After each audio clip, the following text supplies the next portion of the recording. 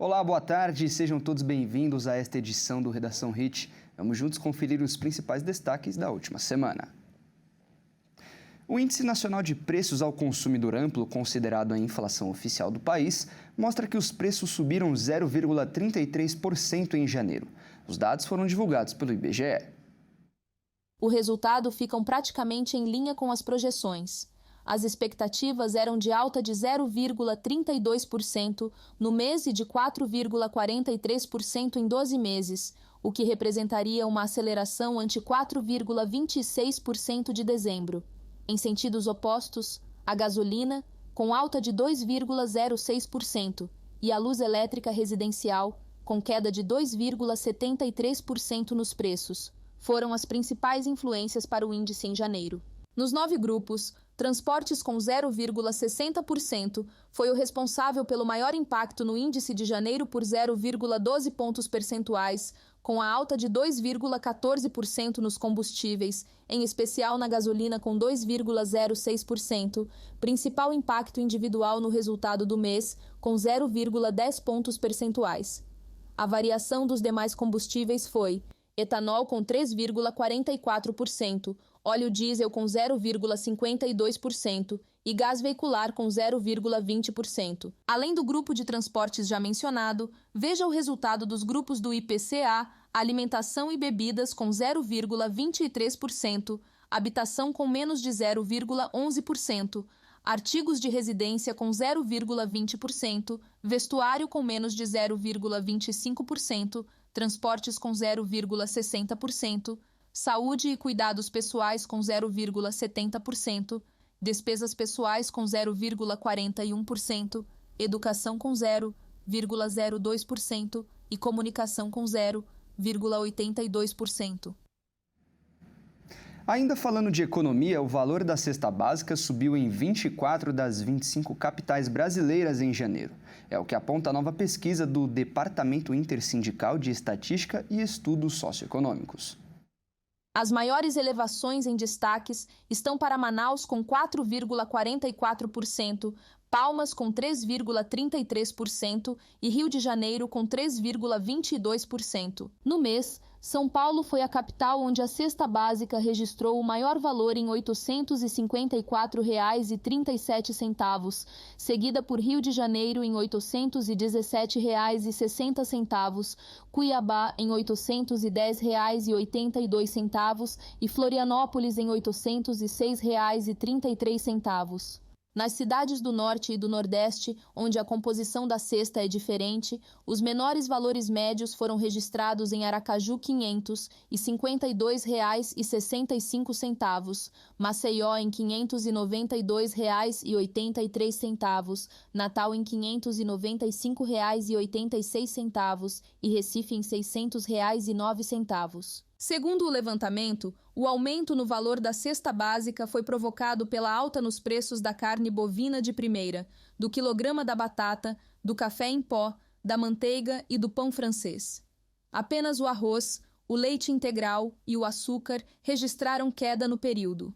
Quando comparado o custo da cesta e o salário mínimo líquido, após o desconto de 7,5% da Previdência Social, verifica-se que o trabalhador comprometeu, em média, 46% do rendimento para adquirir os produtos alimentícios básicos em novembro.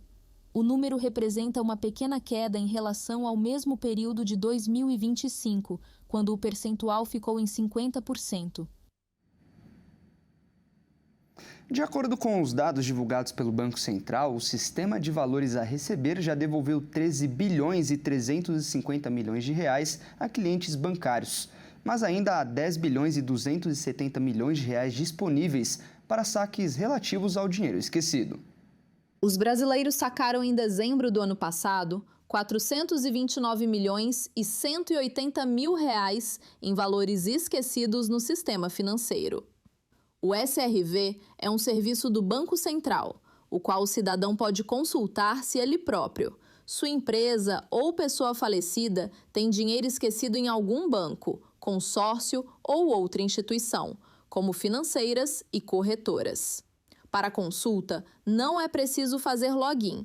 Basta informar o cadastro de pessoa física e data de nascimento, ou o cadastro de pessoa jurídica e a data de abertura da empresa, inclusive para empresas encerradas. Caso o resultado seja positivo, é preciso acessar o sistema para verificar quanto de dinheiro há a receber, a origem desse valor, a instituição que deve fazer a devolução e seus dados de contato e outras informações adicionais. Para isso, há a necessidade de login com a conta gov.br nos níveis prata ou ouro e com verificação em 2 etapas habilitada. O Banco Central alerta os correntistas a terem cuidado com golpes de estelionatários, que alegam fazer a intermediação para supostos resgates de valores esquecidos. O Banco Central ressalta que todos os serviços do sistema de valores a receber são totalmente gratuitos e que não envia links nem entra em contato para tratar sobre valores a receber ou para confirmar dados pessoais. A instituição financeira também pede que nenhuma pessoa forneça senhas e esclarece que ninguém está autorizado a fazer esse tipo de pedido. Os aposentados e pensionistas no Rio Grande do Sul enfrentam um cenário de crescente endividamento. Com rendas consideradas insuficientes para as despesas mensais, muitos recorrem a empréstimos consignados para cobrir gastos básicos, como moradia e alimentação. Vamos ver. Dados do Serasa mostram que 25% dos gaúchos com mais de 60 anos está endividado. A principal porta de acesso ao crédito é o empréstimo consignado, que desconta as parcelas direto do benefício. Só até o fim do ano passado, o INSS liberou cerca de 800 milhões de reais nessa modalidade no estado. O problema é que, em muitos casos, o dinheiro não serve para investimento ou consumo, mas para fechar as contas do mês, já que aluguel, alimentação e remédios consomem quase toda a renda da maioria dos idosos. Com isso, aposentados entram num ciclo de dívidas, com descontos automáticos que reduzem ainda mais o valor recebido. A Defensoria Pública do Estado alerta para 3 situações recorrentes: descontos não autorizados, contratos com juros abusivos e o superendividamento, quando a renda já não cobre mais o básico para sobreviver. Nesses casos, a lei do superendividamento permite a renegociação das dívidas com prazos que podem chegar a 5 anos. Entidades que representam os aposentados criticam a falta de políticas públicas de orientação financeira. Para quem trabalhou a vida toda, a promessa de tranquilidade na aposentadoria dá lugar à frustração e à necessidade de continuar correndo para conseguir sobreviver. E a corrida eleitoral já começou. O ano será de muitas mudanças na esplanada dos ministérios. Pelo menos 20 ministros deverão deixar os cargos para disputar as eleições deste ano. O governo Lula busca ampliar a base aliada no Congresso Nacional em um eventual 4º mandato. Ministros que devem deixar o governo nos próximos meses intensificaram agendas e investimentos federais em estados onde pretendem disputar eleições. Entre os casos citados está o do ministro do Esporte, André Fufuca. O Maranhão, o estado de origem do ministro, recebeu mais de 170 milhões de reais em investimentos em 2025, aumento superior a 140% em relação ao ano anterior. Segundo a pasta, a distribuição segue critérios técnicos e legais e leva em conta demandas locais e déficit histórico de infraestrutura esportiva. Já o Ministério da Agricultura, comandado por Carlos Fávaro, destinou cerca de 132 milhões de reais ao Mato Grosso entre novembro e dezembro do ano passado, crescimento superior a 200% em comparação ao período anterior. O Ministério afirma que a priorização considera requisitos técnicos e relevância para o desenvolvimento regional. No Ministério da Educação, o Ceará recebeu cerca de 154 milhões de reais para obras como creches e escolas de tempo integral. A pasta informou que a escolha dos projetos se baseia em indicadores regionais e necessidades locais. Pelas regras eleitorais, ministros que pretendem disputar cargos precisam deixar os postos até abril do ano eleitoral. Além do aumento de recursos em redutos eleitorais, especialistas alertam para a necessidade de transparência nos critérios de distribuição de verbas públicas, além de também chamarem a atenção para gastos do Legislativo com viagens oficiais ao exterior. No Ministério da Integração, parte significativa dos recursos enviados ao Amapá foi direcionada a aliados políticos. Do total destinado ao Estado por meio de convênios, A maior parcela foi para o governo estadual e também para municípios administrados por partidos aliados. No Legislativo, 78% dos gastos da Câmara dos Deputados ocorreram com diárias de viagens oficiais entre 2024 e 2025, passando de pouco mais de 2 milhões para cerca de 3 milhões e 800 mil reais. O número de parlamentares que solicitaram benefício também cresceu, assim como o total de missões internacionais. Entre os destinos mais frequentes estão cidades como Lisboa, Nova York, Londres e Roma.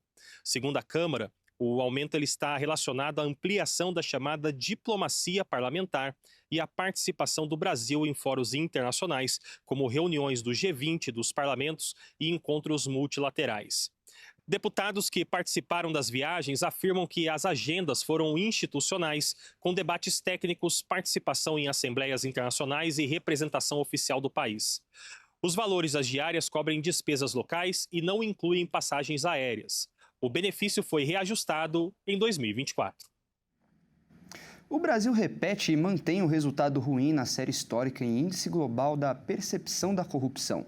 O país ficou na posição 107 entre 182 países avaliados. O Brasil manteve no ano passado a segunda pior nota da série histórica no Índice de Percepção da Corrupção, o IPC. O levantamento anual da Transparência Internacional mede como especialistas e executivos enxergam o nível de corrupção no setor público. O país marcou 35 pontos, numa escala que vai de 0 a 100. Nessa escala, quanto menor a nota, pior a percepção. Com isso, ficou na posição de número 107 entre 182 países e territórios avaliados. Em relação a 2024, quando o Brasil já havia registrado 34 pontos, houve alta de 1 ponto, mas, segundo a organização, essa variação indica uma estagnação. O IPC é considerado o principal ranking internacional sobre corrupção e é publicado desde 1995. A metodologia atual, que permite comparação ano a ano, é usada desde 2012. O índice não mede casos concretos nem soma investigações ou denúncias. Ele reúne dados de até 13 fontes independentes e captam a percepção de especialistas, pesquisadores, executivos, instituições que acompanham governança e integridade pública.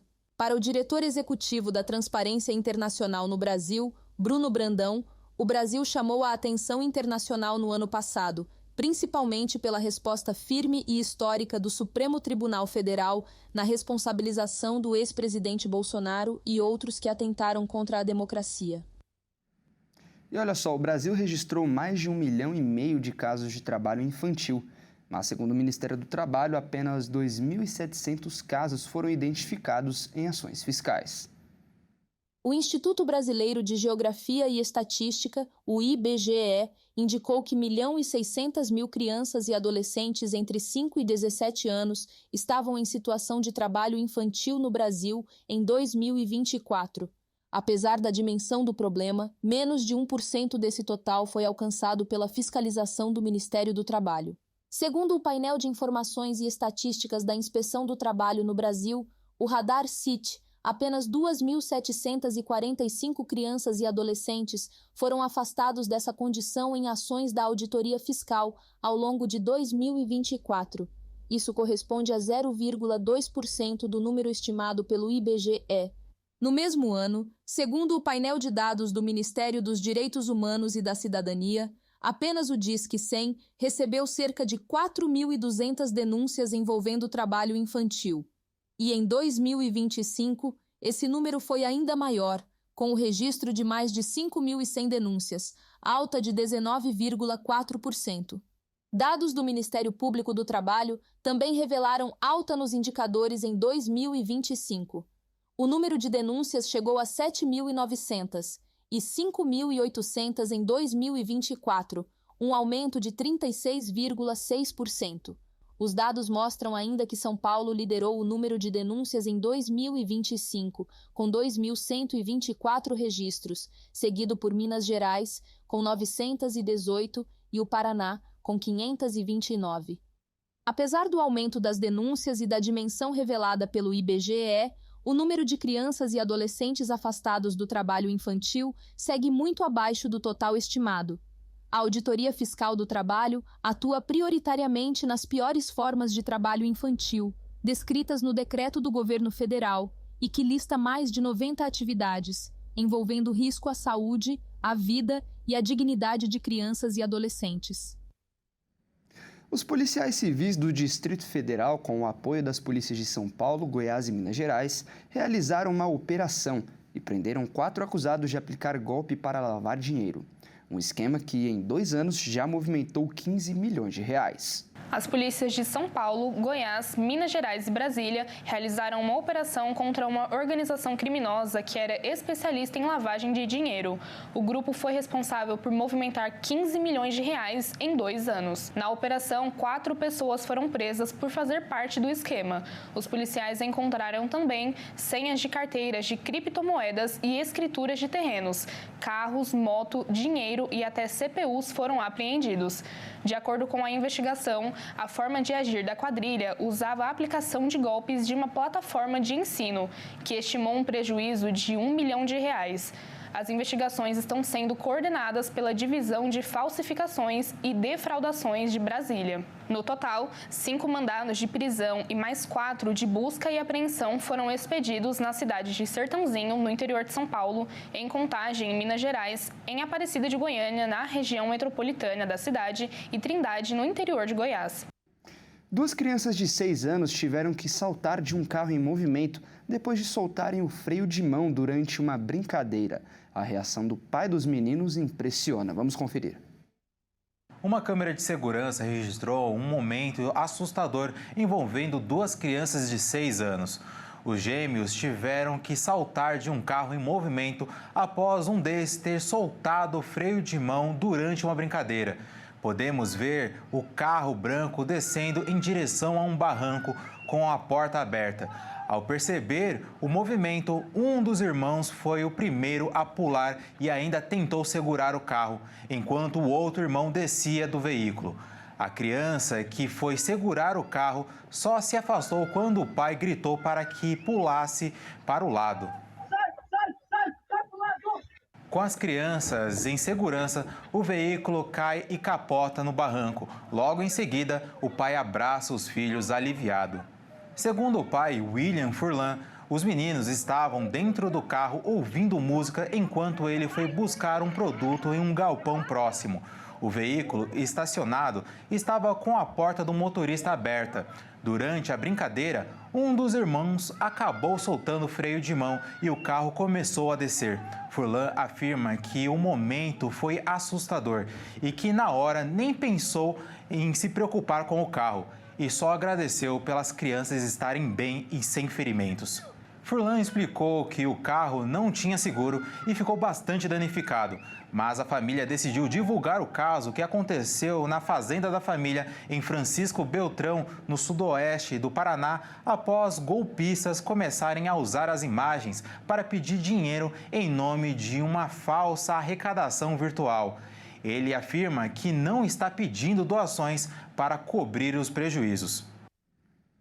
Um homem invadiu o aeroporto de Caxambu, no sul de Minas, e tentou pilotar um helicóptero. A aeronave caiu e o homem fugiu, mas foi encontrado horas depois. Um homem suspeito de tentar furtar e decolar um helicóptero no aeroporto de Caxambu, no sul de Minas, foi preso em São Lourenço horas depois. Segundo a polícia militar, ele disse que invadiu o local para testar a aeronave. O caso aconteceu durante a madrugada. De acordo com o registro policial, o suspeito cortou a tela do alambrado do aeroporto por volta das 11 da noite e teve acesso à área restrita. Ele entrou no helicóptero e permaneceu dentro da cabine por cerca de 1 hora. Pouco depois da meia-noite, acionou a aeronave e tentou levantar voo, mas o helicóptero caiu antes mesmo de sair do solo no estacionamento de aeronaves. De acordo com a PM, o suspeito foi localizado à tarde na casa dele. Ele afirmou ser apaixonado por aeronaves e disse que possui brevet de piloto que está vencido. A polícia informou que o helicóptero é particular e estava em um hangar na hora de tentativa de furto. Um outro homem responsável pelo aeroporto dormia em uma escola de aviação e acordou depois de ouvir o barulho da queda. Ao verificar a situação, encontrou o helicóptero danificado, com vazamento de combustível e o painel ainda ligado. O SAMU realizou buscas dentro do aeroporto, mas nenhuma vítima foi encontrada. Hospitais da região também foram consultados e informaram que ninguém deu entrada com ferimentos após o horário do acidente. O helicóptero pertence a uma empresa de Belo Horizonte e havia pousado em Caxambu no dia 5 de fevereiro. Ainda em Minas Gerais, um carro ligou e andou sozinho. O caso viralizou na internet e assustou a dona. Porém, especialistas revelaram uma falha elétrica que fez tudo isso acontecer. Um momento inusitado aconteceu em Uberlândia, Minas Gerais. Um carro que se movimentou sem ninguém ao volante.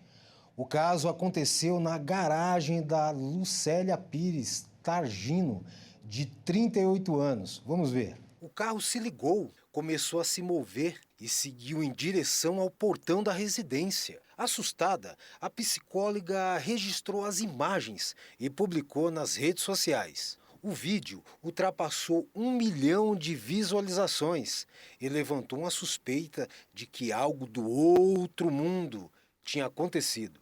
Dias depois, o mistério foi esclarecido por especialistas. Um mecânico avaliou o veículo e afirmou que acúmulo de água provocou a oxidação dos componentes eletrônicos, o que acionou o sistema de partida de forma involuntária. Mesmo com o problema resolvido, o susto falou mais alto. Lucélia decidiu anunciar o carro que foi vendido para um morador da própria cidade, que já sabia a falha e levou o carro no mesmo dia ao mecânico. E veja a seguir, nova lei em São Paulo autoriza o sepultamento de pets em jazigos da própria família. A reportagem completa você confere no próximo bloco.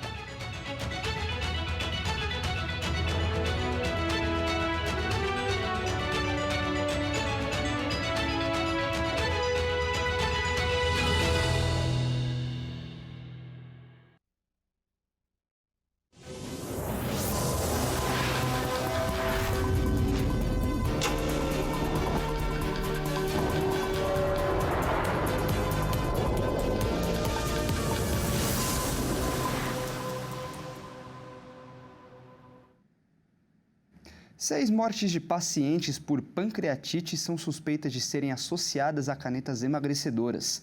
Os dados da Anvisa mostram ainda mais de 200 casos da doença que podem estar ligados aos medicamentos usados para diabetes e obesidade. A Agência Nacional de Vigilância Sanitária registrou pelo menos 6 mortes por pancreatite, que podem estar associadas ao uso de canetas emagrecedoras no Brasil desde 2018. Há ainda 225 casos registrados com suspeitas de pancreatite. As informações constam no Vigimed, sistema oficial da Anvisa, e em relatos de pesquisas clínicas com esses medicamentos no Brasil. As notificações de casos e mortes envolvem diferentes medicamentos que ativam o organismo a produzir uma resposta biológica por meio do GLP-1, que é um hormônio produzido no intestino que regula o açúcar no sangue, aumenta a saciedade e retarda o esvaziamento gástrico. Entre os medicamentos estão o semaglutida, liraglutida, lixisenatida, tirzepatida e dulaglutida. A pancreatite associada ao uso de canetas emagrecedoras ganhou atenção internacional no início do mês, após um alerta divulgado no Reino Unido sobre casos em usuários de medicamentos da classe dos agonitas do GLP-1. No país, há 19 mortes. Autoridades sanitárias e especialistas reforçam que os dados não apontam que é preciso suspender o uso das canetas emagrecedoras, mas detectam a importância da prescrição responsável e do acompanhamento médico. A população precisa ser alertada, já que esses remédios são importantes e salvam vidas, mas eles podem se tornar perigosos se usados por pessoas sem indicação ou de fontes duvidosas. Por conta disso, esses medicamentos têm restrição de venda com retenção de receita médica desde abril de 2025, para que todos os pacientes fossem avaliados criteriosamente por médicos antes de ter acesso liberado ao medicamento. O paciente mais jovem a receber a polilaminina no Brasil relatou que voltou a movimentar a ponta de um dos dedos da mão, 12 dias após a aplicação da proteína.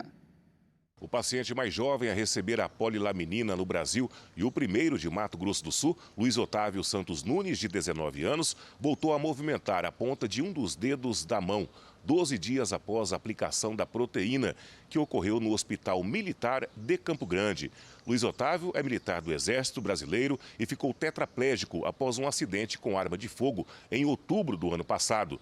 Para ter acesso ao medicamento, ainda em fase experimental, ele precisou recorrer à justiça. A proteína está em estudos clínicos na Agência Nacional de Vigilância Sanitária, a Anvisa. Ele relatou que é algo mínimo, é um movimento pequeno, só que algo que ele não tinha antes. A polilaminina vem sendo estudada há mais de 20 anos pela Universidade Federal do Rio de Janeiro. O composto é uma versão recriada em laboratório da laminina, proteína presente no desenvolvimento embrionário e ajuda os neurônios a se reconectarem. As lesões da medula, como de Luiz Otávio, os sinais elétricos do cérebro deixam de chegar ao corpo porque as fibras nervosas são rompidas. A atuação da polilaminina é ajudar essas fibras a crescer novamente e restabelecer parte da comunicação. O jovem também disse que passou a sentir movimentos nos nervos das pernas, que foram afetadas e perderam a sensibilidade e movimentação após o acidente. A fisioterapia tem sido essencial para auxiliar na recuperação de Luiz Otávio.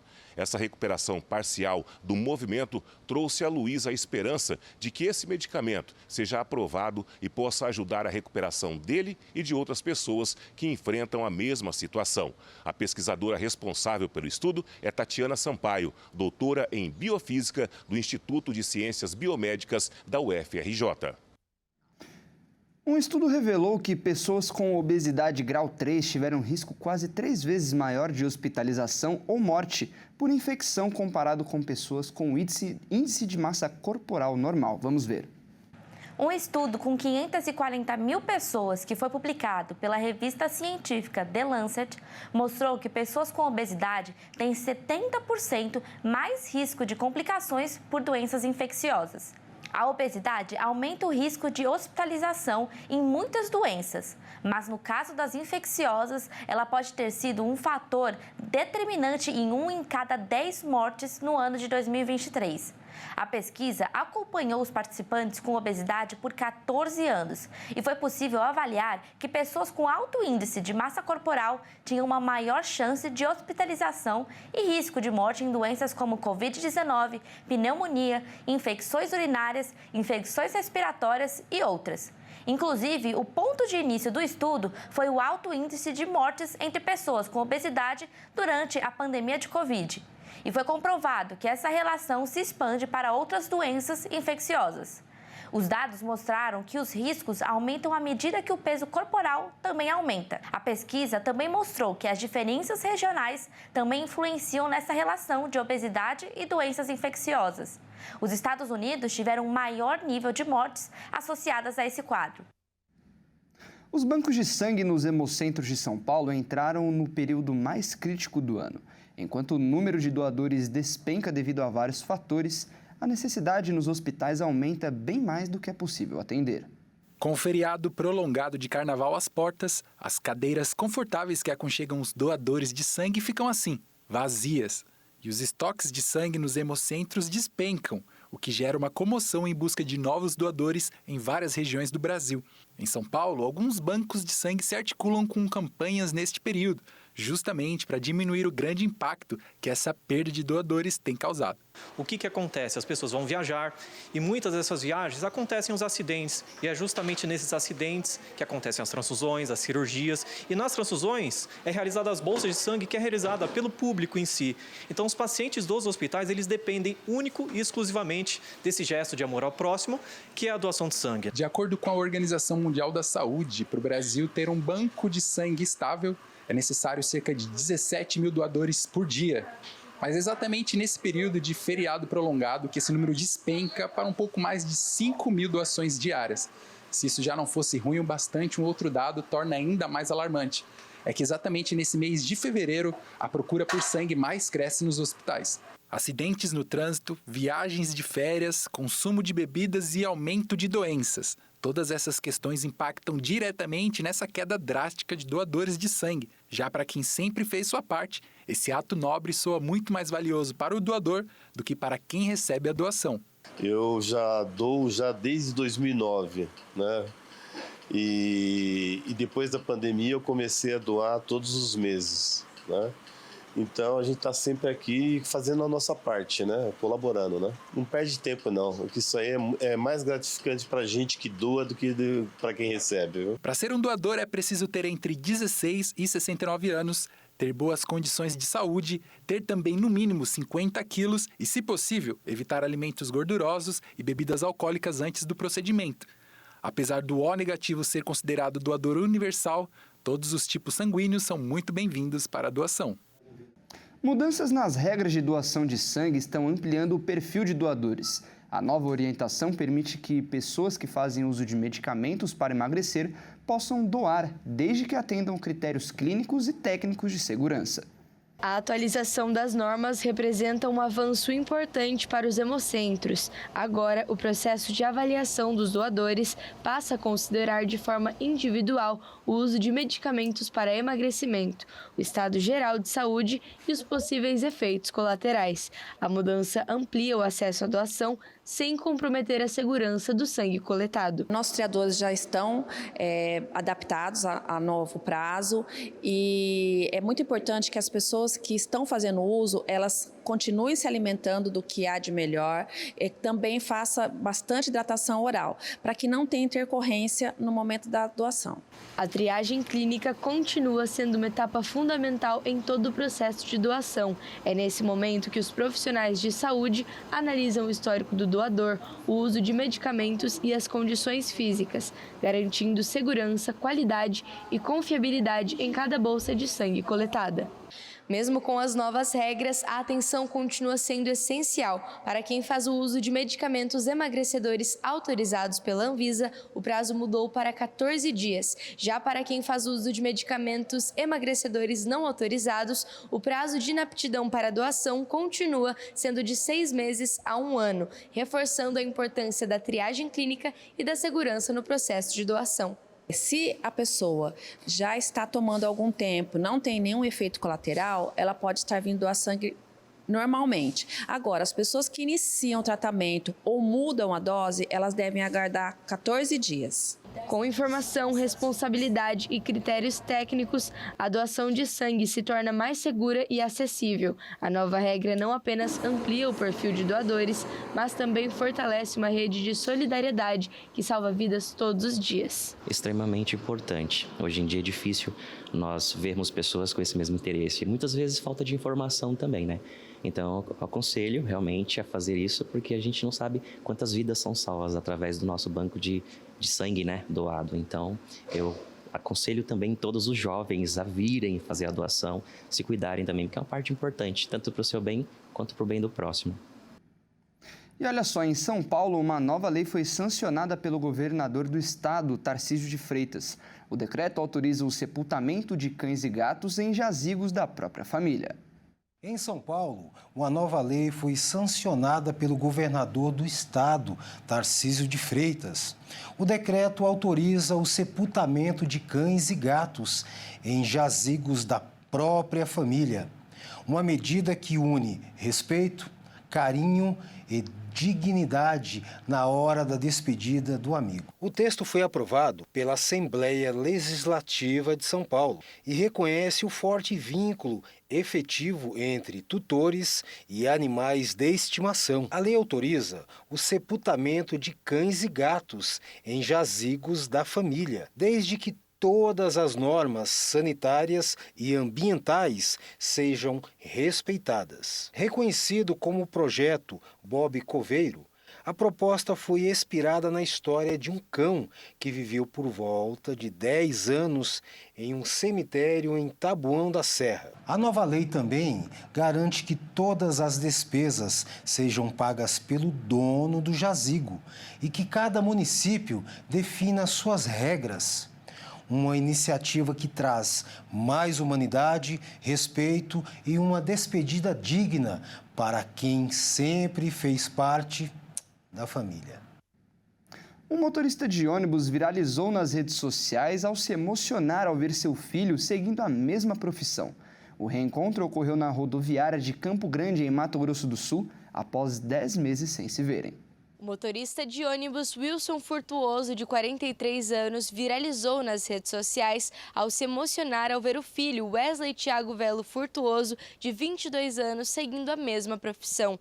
O reencontro ocorreu na rodoviária de Campo Grande após quase 10 meses sem se verem na estrada. O motorista explicou que chegou ao terminal no momento em que se lembrou de que Wesley havia comentado em que sairia naquele horário.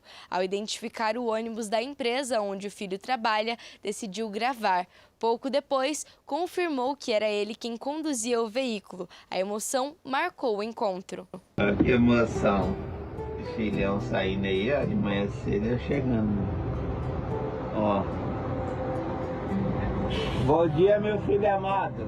Lindo, maravilhoso. Olha lá, ó. Tchau, pai tá chegando. Tchau. Que legal.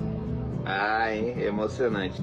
Vou falar pra vocês, família, é emocionante isso, é muito emocionante. Você vê um rapaz, né, de 22 anos nesse compromisso, nesse trabalho todo, e depois que eu fiz aquele vídeo lá, foi a primeira vez que nós se encontrou aqui na rodoviária agora, né? É muito emocionante. Eu fico muito honrado e muito grato por ter um filho assim, sem palavras.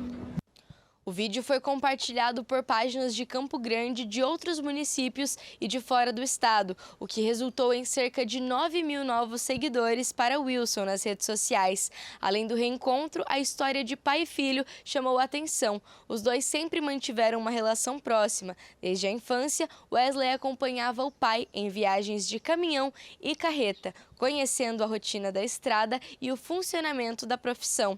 Após concluir os estudos, decidiu tirar a Carteira Nacional de Habilitação e iniciar a carreira como motorista, seguindo os passos do pai. E agora é hora de falar de esportes aqui no Redação Hit. E a Nayara Rodrigues é quem traz as informações. Boa tarde, Nayara. Boa tarde, Fernando. Boa tarde a todos de casa. E olha só, está acontecendo os Jogos Olímpicos de Inverno na capital da moda italiana. E o público vai ter todas as noites durante o evento um espetáculo para brindar o espírito olímpico. Conta pra gente. Isso mesmo, Fernando. Os Jogos de Inverno de 2026 têm 2 piras olímpicas, uma em Milão e outra em Cortina. Das 18 horas à meia-noite, durante os Jogos Olímpicos de Inverno, cada hora é marcada por um pequeno espetáculo de luzes ao redor da pira olímpica sob o Arco da Paz, em Milão. O design da pira remete ao gênio Leonardo da Vinci e seus nós, entrelaçados geométricos que simbolizam a harmonia entre a natureza e a engenhosidade humana.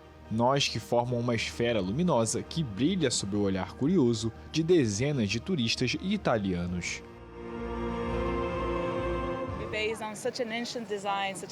Basear-se em um desenho tão antigo como o Homem Vitruviano tem um aspecto belo, mas também uma grande força ao simbolizar o que talvez devamos alcançar como humanidade: a coordenação e a forma como agimos em relação ao futuro da humanidade.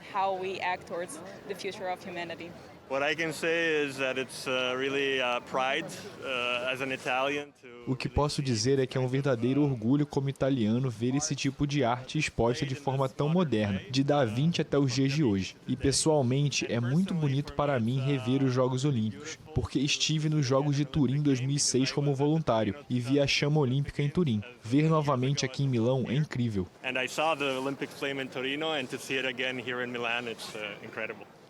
Pela primeira vez, 2 piras olímpicas foram acesas simultaneamente e permanecerão assim durante todo o evento, uma em Milão e a outra na Piazza di Bona, em Cortina. E agora falando sobre futebol, com a vitória do Palmeiras no último derby, o Verdão alcançou um novo recorde em clássicos, não é mesmo? Exatamente. Após a vitória sobre o Corinthians na Neoquímica Arena por 1-0, o Palmeiras fechou a primeira fase do Paulistão 100% em clássicos, vencendo seus 3 rivais paulistas, 2 vezes em casa e 1 vez fora.